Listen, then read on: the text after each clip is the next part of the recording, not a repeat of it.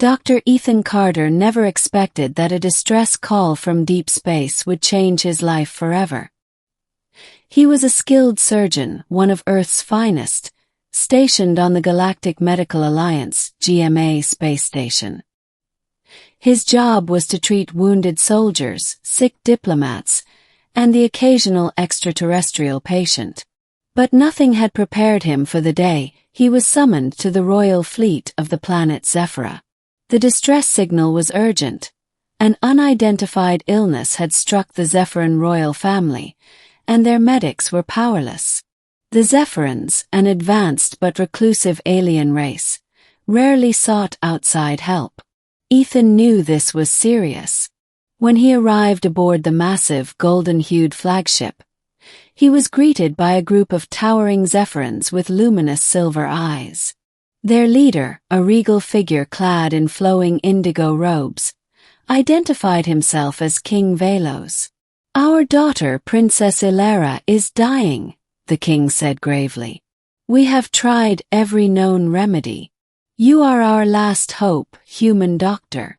Ethan was escorted into a dimly lit chamber where the princess lay on an ornate bed. Her iridescent skin had dulled to a sickly gray, and her breathing was shallow. A team of alien physicians stood by, their expressions grim. He quickly scanned the readings on the Zepharan monitors and noticed something odd. Her blood carried an abnormal level of toxins. After some analysis, he realized that her body was rejecting an ancient Zepharan remedy. The cure had become the poison. "I need a full laboratory and surgical suite," Ethan said urgently. "And I need it now." King Velos gave the order without hesitation. For hours, Ethan worked tirelessly, extracting the toxins and stabilizing her vitals. He developed a serum based on her unique physiology, administering it carefully. Time was running out. Then, finally, her eyes fluttered open. The color returned to her skin, and she took a deep breath. A murmur of astonishment spread through the royal chamber. "You saved her," the king whispered, his voice thick with emotion. "You saved my daughter." The unexpected reward. The next day, Ethan was summoned to the grand hall of the Zepharan ship. Banners of deep violet and gold adorned the chamber, and Zepharan nobles gathered to witness what the king had declared a momentous occasion. "For your bravery, your skill, and the life you have returned to us," King Velos announced, "we offer you the greatest honor, our daughter's hand in marriage." Ethan blinked, certain he had misheard. Murmurs of approval rippled through the court, while Princess Aelara, now seated on a throne beside her father, watched him with quiet curiosity.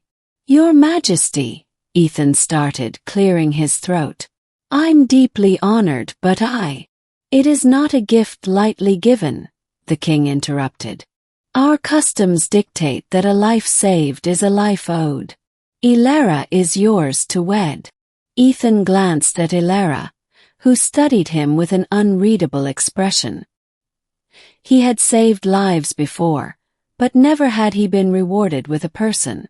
"I don't wish to offend your customs," he said carefully, "but where I come from, marriage is a mutual decision." To his surprise, Aelara smiled.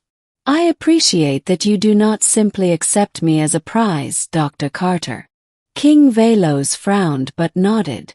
"Then, if not wed, at least remain on Zephara as her guardian and companion. We owe you a debt we must honor." Realizing the cultural implications, Ethan sighed. He wasn't ready for marriage, but he was intrigued by Aelara, and he couldn't deny the scientific wonders of Zephara piqued his curiosity. "I will stay," he agreed. For now. Life on Zephara. Ethan was granted a residence in the royal palace, a breathtaking structure carved from luminous crystal, standing amidst a landscape of violet fields and cascading silver waterfalls. He spent his days learning from Zepharan scholars, exchanging medical knowledge, and adapting Earth's technology to their advancements. Aelara too sought him out. At first, their conversations were formal, almost distant. But over time a bond formed. She was intelligent, with a sharp wit and a fascination with human cultures. He found himself enjoying her company more than he expected. One evening, as they stood on a balcony overlooking the glowing city below, she turned to him. "Would you have married me if you had no choice?" He chuckled. "I like to believe I always have a choice." She tilted her head. "I do too." Aelara explained that she had always been expected to marry for duty, not love. But Ethan was the first to ask what she wanted. That alone made him different from any suitor she had ever known. And that difference made all the difference. An unforeseen threat. Just as Ethan grew accustomed to life on Zephara, a new crisis arose. A rival faction within the Zepharan Empire, seeing an opportunity to strike while the royal family was in a vulnerable state, launched an attack on the capital. Explosions rocked the palace, and chaos erupted. Ethan, still an outsider, was an immediate target.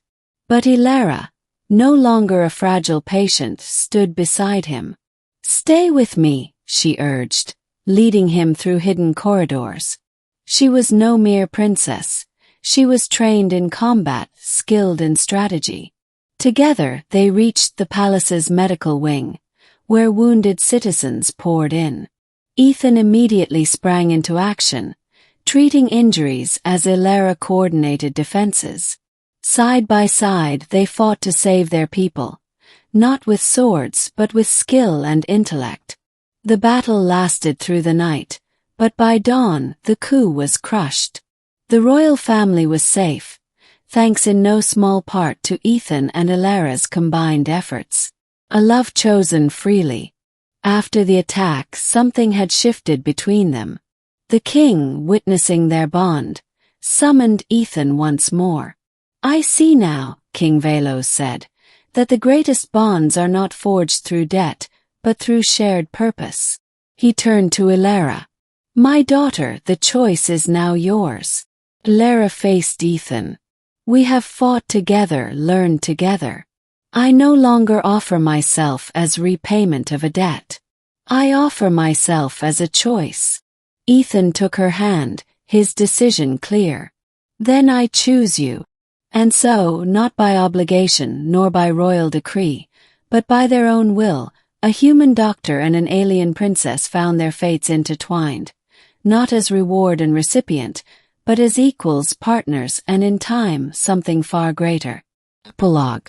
Years later, Ethan and Aelara stood before the people of Zephara, not as strangers from different worlds, but as a united force. He had become the royal physician, an ambassador between their species, and above all, her chosen consort. Together, they redefined what it meant to honor a life saved, not through servitude, but through love, respect, and the freedom to choose their own destinies.